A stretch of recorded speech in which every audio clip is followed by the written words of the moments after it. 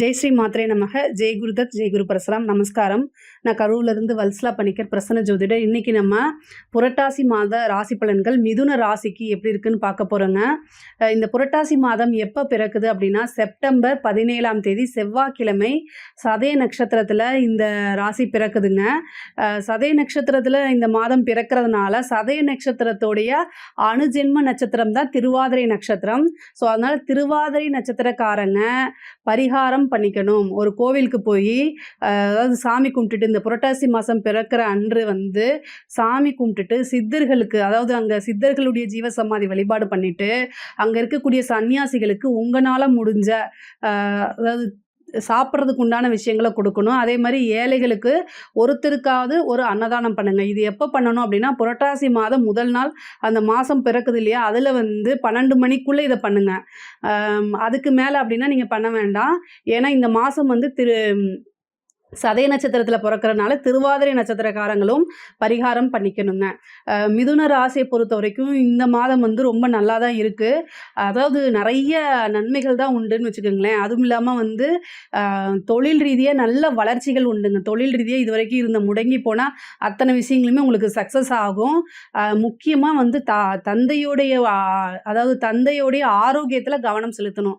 இந்த மாதம் உங்களுக்கு மைனஸ் அப்படின்னா தந்தையுடைய தேக ஆரோக்கியத்தில் தான் நீங்கள் அதிகமாக கவனம் செலுத்தணும். மற்றபடி தொழில் ரீதியாகவும் சரி, நீங்கள் பார்க்கக்கூடிய உத்தியோக ரீதியாகவும் சரி ரொம்ப ரொம்ப சூப்பராக இருக்குது. தொழிலில் நிறைய மாற்றம் இருக்கும். ஆனால் கொஞ்சம் கொஞ்சம் அலைச்சல்கள் இருக்கும். அந்த அலைச்சலில் சங்கடப்படாமல் நீங்கள் என்ன செய்யணும் அப்படின்னா அடுத்தடுத்து பண்ணணும்.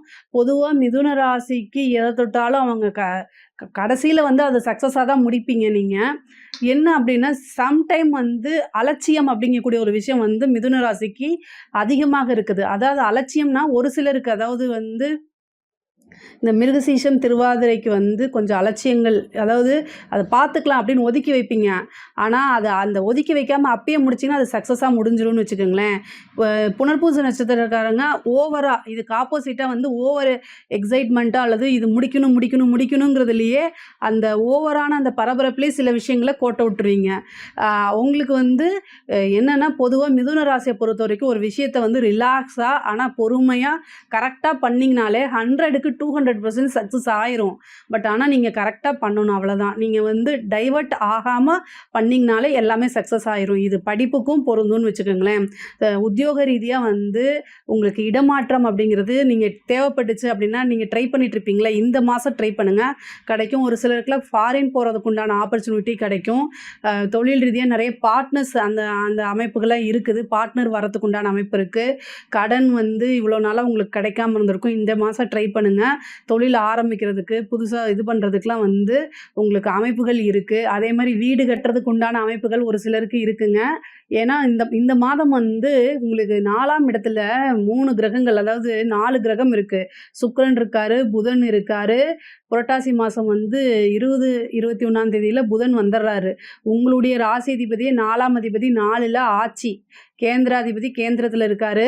அது ஒரு நல்ல பலன்கள் தான். சுக்கிரன் இருக்காரு, கேது இருக்காரு. கேது இவ்வளோ நாள் தடை கொடுத்துட்டு இருந்தா கூட இப்போ சுக்கிரன் அங்கே வந்துட்டாரு. அது நல்ல சுபயோகமாக இருக்குது. வீடு வாங்கணும்னு நினைக்கிறவங்களாம் டக்குன்னு ஒரு வீடு வாங்குங்க. இடம் வாங்கி போடுறதுக்குண்டான அமைப்புகள் உங்களுக்கு உறுதியாக உண்டு. இதை ட்ரை பண்ணுங்கள். ஒரு சிலருக்குலாம் வாகனம் வாங்கக்கூடிய அமைப்பு இருக்குது. ஒரு சிலருக்கு 4ஆம் அதிபதி ஏதாவது தசா புத்திகள் இந்த மாதிரி இருக்குது அப்படின்னா வாகனங்களில் போகும்போது கவனமாக போங்க. ஏன்னா 4ஆம் இடத்துல கேதுவும் இருக்குது. வாகனத்துக்கு உண்டான செலவுகள் உங்களுடைய அமைப்பில் இந்த மாதம் இருக்குங்க. அதனால் கரெக்டாக பார்த்துக்கங்க. ஏன்னா 4ஆம் அதிபதியும் கேதுவும் சேரும்போது ஆல்ரெடி வாகனம் வச்சுருந்தீங்கன்னா அதில் ஏதாவது சர்வீஸ் பண்ணுறது, ஒரு சர்வீஸையாவது பண்ணிடுங்க. வேறு எந்த பிரச்சனையும் வராது. ரொம்ப லாங்காக போகிற மாதிரி இருந்துச்சுன்னா வண்டியை ஒரு தடவை செக் பண்ணிவிட்டு அதுக்கப்புறம் நீங்கள் எடுத்துகிட்டு போங்க. எவ்வளோ அர்ஜென்ட்டாக இருந்தாலும் இதை ஃபாலோ பண்ணிக்கோங்க.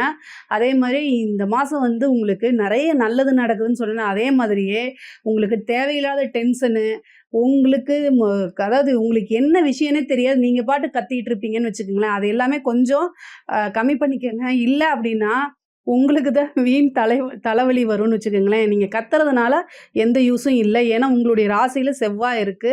அப்போ உங்க சந்திரன், செவ்வாய் சேரும்போது என்னன்னா, பதட்டத்த குடுக்கும். அது தேவையில்லாத ரிலாக்ஸா இருங்க. பொதுவா மிதுன ராசியே வந்து மேக்ஸிமம் ரிலாக்ஸா தான் இருப்பீங்க. இந்த மாசம் இன்னும் கொஞ்சம் ரிலாக்ஸா இருங்க. அதுதான் உங்களுக்கு ரொம்ப நல்லது. 9ல இருக்கக்கூடிய சனி வந்து அ த தாயார் தந்தையாருடைய வந்து உடல்நிலையில வந்து சிறு சிறு பாதிப்புகள், மருத்துவ செலவுகள்லாம் ஏற்படுத்தி குடுப்பாரு. அதனால அத பார்த்துக்கணும். ஒரு சுப விரயம் உண்டு. ஸோ, அதனால படிக்கக்கூடிய மாணவர்களுக்கு வந்து படிப்புல வந்து நல்ல மாற்றங்கள், அதாவது நல்ல மாற்றங்கள் ஏற்படும். அவங்க படிப்புல வந்து முன்பை விட ஆர்வம் அதிகமாக இருக்கும். முன்பை விட வந்து சின்சியரா இருப்பாங்க. மிதுன ராசிக்காரங்க வந்து முன்பை விட, ஐயோ! நமக்கு படிச்சா தான் லைஃப் அப்படிங்கிறத ரியாலிட்டிய புரிஞ்சுகிட்டு நல்லா படிக்கக்கூடிய அமைப்புகள்லாம் இந்த மாதம் இருக்குங்க. படிக்கக்கூடியவங்களுக்கு இது ஒரு சூப்பரான மாசம். நீங்க கரெக்ட்டா ரூட் போட்டு வச்சுக்கிட்டீங்கன்னா, அப்படியே கொண்டு போயிரலாம். உங்க படிப்பும் நல்லபடியா முடியும். உயர்கல்வியில இருக்கவங்களுக்குலாம் இது ஒரு நல்ல இது. நல்ல நீங்க நினைக்கக்கூடிய ஒரு நல்ல ஸ்காலர்ஷிப் கிடைக்கும். நல்ல ரேங்க் கிடைக்கிறதுக்கு உண்டான அமைப்பு இருக்கு. படிச்சு முடிச்சுட்டு இன்டர்வியூ அட்டெண்ட் பண்ணீங்கன்னா, வேலை கிடைக்கிறதுக்கு உண்டான வாய்ப்புகள் இருக்கு. ரொம்ப நாளா வந்து சர்வீஸ் எக்ஸாம்ஸ்லாம் எழுதிட்டு இருப்பீங்களா, அவங்களுக்குலாம் இது ஒரு சூப்பரான டைமு. 4ஆம் வீட்ட குரு பார்க்குறாரு. புதனும் வந்து உங்களுடைய ராசிதிபதியும் ஆட்சி பெறுறாரு. ஆட்சி உச்சம் பெறுறாரு. அதனால வந்து ஒரு நல்ல பதவி கிடைக்கிறதுக்கு உண்டான வாய்ப்புகள் இருக்கு. பெண்கள பொறுத்தவரைக்கும் இது ஒரு நல்ல மாதம் தான். நீங்க நெனச்ச விஷயங்கள் எல்லாத்தையும் சக்சஸ் பண்றதுக்கு இந்த மாசம் கரெக்ட்டா பிளான் போட்டீங்கன்னா, நீங்க நெனச்சது எல்லாமே சக்சஸ். உங்களுக்கு நீங்க என்ன கேட்குறீங்களோ, அது அத்தனையுமே கிடைக்கக்கூடிய மாசமா இருக்கும். இது ஜோசியர் தான் சொன்னாங்கன்னு சொல்லிட்டு, உங்க கணவர வந்து டிஸ்டர்ப் பண்ணாதீங்க. நீங்களாவே உங்களுக்காவே கிடைக்கிறதுக்கு உண்டான அமைப்புகள்லாம் இருக்கு.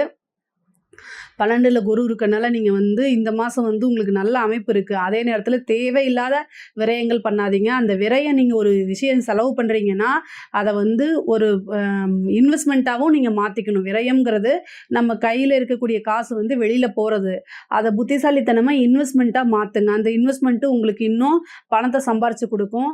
பெண்கள் வந்து நல்ல பெரிய லெவல்ல தொழிலதிபர் ஆகறதுக்குலாம் இந்த மாசம் ஒரு பிள்ளையார் சொல்லி போடக்கூடிய அமைப்புன்னு நல்லா ஞாபகம் வச்சுட்டு செயல்பட்டீங்கனாலே சூப்பரா இருக்கும். கலைத்துறையை பொறுத்தவரைக்கும் இது ரொம்ப நல்ல மாதமா இருக்குது. பொற்காலமான மாதம்னு சொல்லுவோம் இல்லையா? அது வந்து புரட்டாசி மாசம் தான். மிதுன ராசிக்காரங்களுக்கு நீங்க இந்த விஷயங்கள் ட்ரை பண்ணுங்க. இந்த மாசம் வந்து ஒரு விஷயத்த ட்ரை பண்ணுங்க. அது உங்களுக்கு சக்சஸ் ஆகும். கலைத்துறை சேர்ந்தவங்களுக்குலாம் வந்து வெளிநாடு போகக்கூடிய ஆப்பர்ச்சுனிட்டி, இவ்வளோ நாளா ஒரு ஆப்பர்ச்சுனிட்டிக்காக வெயிட் பண்ணிட்டு இருக்கவங்களுக்குலாம் இந்த மாசம் கிடைக்கும். அரசியல்வாதிகளுக்குலாம் நல்ல பதவிகள், நல்ல உயர் பதவிகள்லாம் கிடைக்கும். திடீர்னு வந்து தலைமையிடத்துல இருந்து உங்கள கூப்பிட்டு, அதாவது திடீர்னு ஒரு நல்ல பதவிய குடுப்பாங்க. நீங்களே எதிர்பார்த்துட்டு இருக்க மாட்டீங்க. மக்களுடைய தொடர்பு வந்து அதிகமா மக்கள்கிட்ட நல்ல பெரிய லெவல்ல ரீச் ஆவீங்க. மக்கள்கிட்ட வந்து ரொம்ப நல்ல அமைப்புகள் உங்களுக்கு, அதாவது ஆதரவுகள் அதிகமாக பெருகும்னு வச்சுக்கோங்களேன். அரசியல்வாதிகளுக்கு இது ஒரு சூப்பர். அரசாங்க அதிகாரிகளுக்கும் இது வந்து நல்ல சூப்பரான மாதமாக இருக்கு. மெயினா நீங்க என்ன அப்படின்னா, உங்களுக்கு ஹெல்த் சம்மந்தப்பட்ட விஷயங்கள் அப்படின்னா ரொம்ப கவனமாக இருக்கணும். 6ஆம் அதிபதி உங்க ராசியிலே இருக்காரு. அதனால ரொம்ப ரொம்ப கவனமாக இருக்கணும். ஏதாவது ஒரு சின்ன பிரச்சனை அப்படின்னா உடனடியா போய் டாக்டர கன்சல்ட் பண்ணிக்கங்க. நீங்களே இது பண்ணாதீங்க. அதே மாரி ஃபுட்டு சம்மந்தப்பட்ட விஷயங்கள்ல ரொம்ப கவனமாக இருங்க. அதாவது உங்களுக்கு ஒரு விஷயம் தெரியல. அதான் சாப்பிடுறது இந்த விஷயம் இதுக்கு முன்னாடி நான் சாப்பிட்டதே இல்ல. புதுசா ட்ரை பண்ணி பார்க்குறேன்னு மட்டும் நெனச்சுட்டு இந்த மாசம் அத ட்ரை பண்ணிறாதீங்க. உங்களுக்கு பரிச்சயம் இல்லாத உணவுகள இந்த மாதம் வந்து தவிர்க்கிறது ரொம்ப நல்லதுங்க. இல்ல அப்படின்னா ஃபுட் பாய்சன் ஆகறதுக்கு வாய்ப்பு இருக்கு. அத ரொம்ப ரொம்ப கவனமாக இருக்கணும். அதே மாரி வண்டி வாகனங்கள்ல போகும்போதும், சந்திராஷ்டம காலங்கள்லயும் வந்து ரொம்ப ரொம்ப கவனமாக இருக்கணும்.